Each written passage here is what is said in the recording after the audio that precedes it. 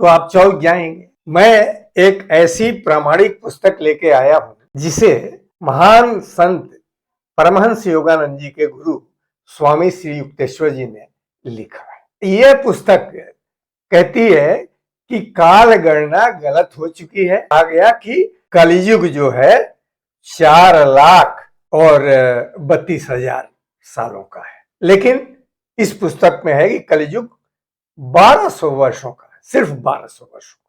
और ये पुस्तक सन 1894 में लिखी गई। ये नहीं लग रही है पुस्तक क्योंकि रिप्रिंट हुई है तो ताजा तरीन लग रही है, लेकिन यह पुस्तक सन 1894 में लिखी गई महान संत स्वामी श्री युक्तेश्वर जी के द्वारा, जो महान संत लाहिड़ी महाशय के उन्नत शिष्य थे। और यह पुस्तक महाअवतार बाबा जी जो अमर है उनके कहने पर लिखी गई। तो आइए इसके बारे में जानते हैं कि क्या लिखा है।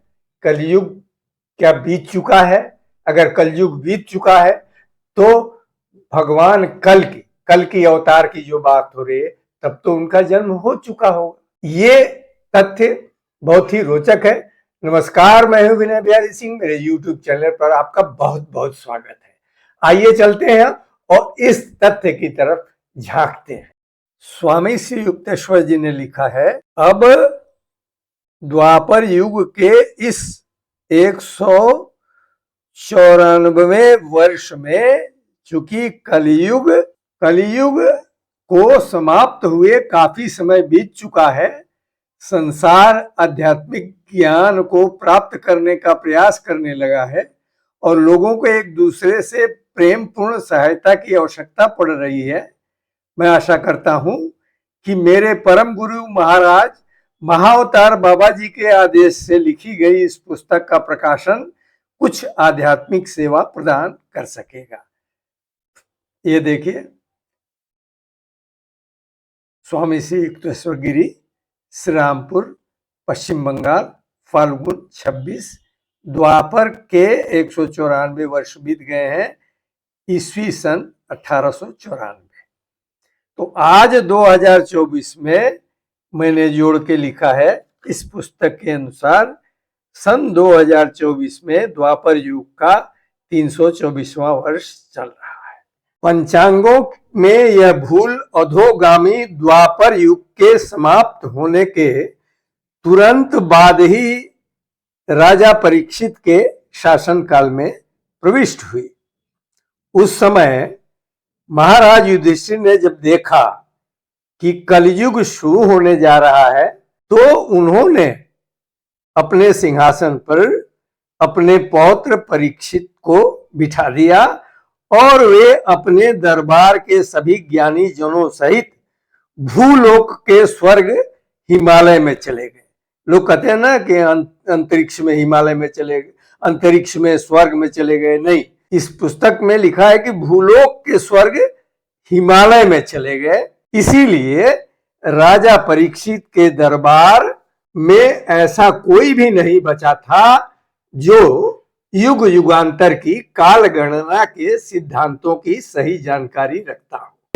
लिखा है कि अतः जब उस समय यानी कि परीक्षित के समय, अतः जब उस समय चल रहे द्वापर युग के 2400 वर्ष समाप्त हुए तो कोई भी द्वापर युग की समाप्ति की घोषणा कर कलयुग की गणना शुरू करने का और इस प्रकार उस अंधकारमय युग को और अधिक स्पष्टता के साथ प्रकट करने का साहस नहीं जुटा। तो ये एक पुस्तक में है। अब देखें, एक चार्ट से आपको क्लियर हो जाएगा। ये चार्ट देखें, इसमें अभी कहा जा रहा है कि कलयुग के खत्म होने पर सतयुग शुरू होगा। ऐसा इस पुस्तक में नहीं है। इसमें है कि 12,000 वर्षों का ऊर्ध्वगामी और 12,000 वर्षों का अधोगामी चक्र है। इसमें अभी कलयुग खत्म हो चुका है, द्वापर युग चल रहा है और द्वापर युग में कन्या और मीन, ये कन्या के सामने मीन है, जैसा कि पुस्तक में लिखा है। ये दूरवर्ती कन्या है और निकटवर्ती मीन, इसीलिए इस पुस्तक में लिखा है कि पाश्चात्य तत्वज्ञानी महाविषुव यानी इक्विनॉक्स का ही सबसे अधिक महत्व मानते हैं। इसलिए वे कहते हैं कि विश्व अभी मीन युग में है। अधोगामी में ये आप देखें कि सत्ययुग, फिर त्रेता, फिर द्वापर, फिर कलयुग। कलयुग खत्म हो चुका है। अब ये द्वापर, फिर त्रेता आएगा, फिर त्रेता के बाद सत्ययुग आएगा। तो सत्ययुग, कलयुग के बाद सत्ययुग नहीं आ रहा है, कलयुग के बाद द्वापर आ चुका है। ये व्याख्या है इस पुस्तक में।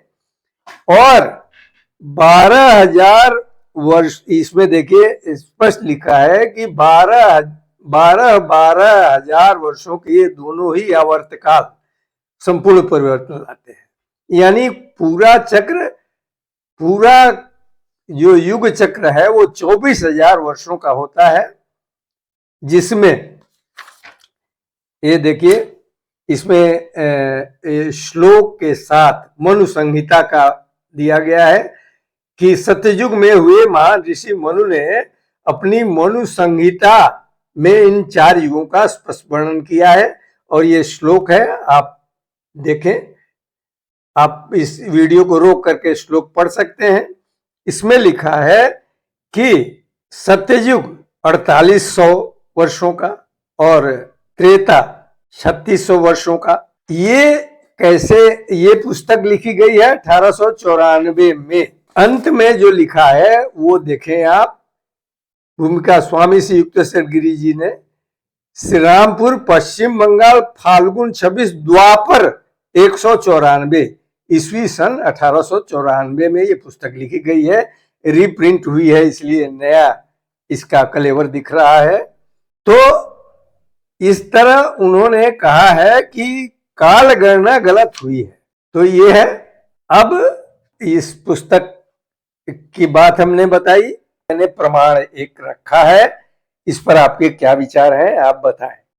पुस्तक कैवल्य दर्शनम के अनुसार कलयुग की नीचे लिखी व्याख्या गलत है। पहली, कलयुग की कुल अवधि 4,32,000 वर्ष, ये गलत है। कलयुग की शुरुआत 3,102 ईसा पूर्व हुई थी, ये भी गलत है। कलयुग के 5,126 साल बीत चुके हैं और कलयुग के 4,26,874 साल अभी बाकी हैं। ये सारे तथ्य पुस्तक कैवल्य दर्शन के अनुसार गलत है। तो सही क्या है? सही इस पुस्तक में लिखा है कि प्राचीन ऋषियों ने कलयुग की अवधि 1200 वर्षों की बताई है। प्राचीन ऋषियों ने तो कलयुग की अवधि 1200 वर्षों की बताई है। स्वामी श्री युक्तेश्वर जी ने लिखा है कि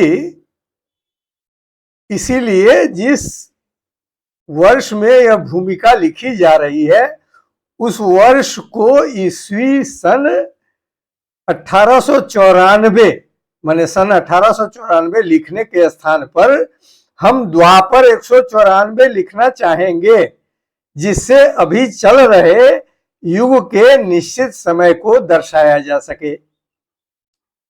तो देखिए, इसीलिए उन्होंने यहां पर लिख दिया है द्वापर 194, यानी सन 1894 में 194 द्वापर के 194 साल बीत चुके थे। तो अभी हम द्वापर युग में चल रहे हैं, क्योंकि द्वापर युग का 2400 वर्ष अभी बीता नहीं है।